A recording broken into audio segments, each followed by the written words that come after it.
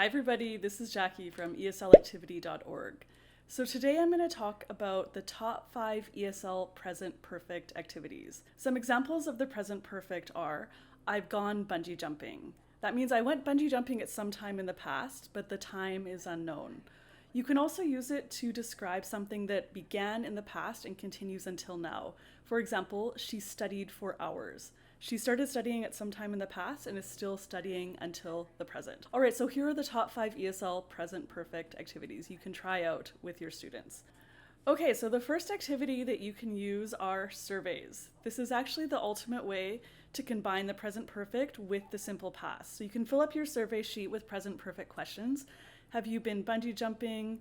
Have you read Harry Potter? That kind of thing. So then students will ask their classmates, and if a student says yes, I have been bungee jumping, the student can switch to a follow-up question in the simple past.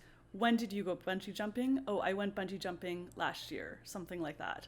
And then I get students to take some very brief notes just with a name and then their follow-up answer. All right, the second activity for the present perfect are board games. So you can fill up your board game grid with some special squares, like go back to trade places with the person on your left, have a rest, etc. But the rest of the squares you can fill up with present perfect questions. And when a student lands on that square, they have to answer that question and then give one follow-up detail. So for example, have you been bungee jumping? Yes, I have. I went last year.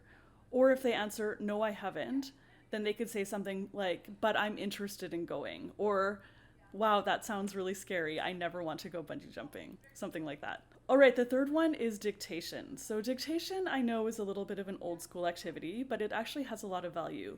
So I would simply say the question, have you been bungee jumping? Students have to write it down in their notebooks, and then they can answer the question with yes, I have, or no, I haven't.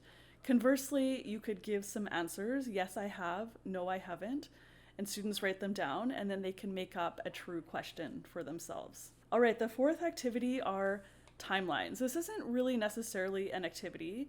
However, it's really useful for explaining the present perfect.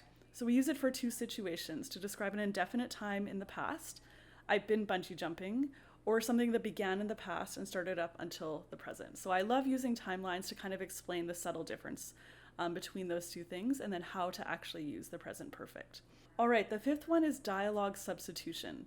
So maybe your students are kind of like mine, and if I give them a dialogue to read with a partner, you can often find them in the textbooks, the students just kind of blow through them and they don't actually pay any attention to what they've read. So I'll say something like, oh, has Bob been bungee jumping? Oh, I don't know, but they just read a whole dialogue about it.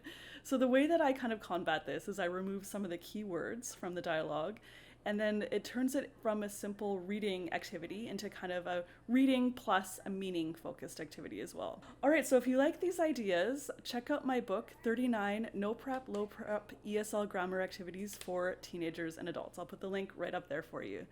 All right, if you like this video, please hit like, subscribe, and leave a comment below. Until next time, bye everyone.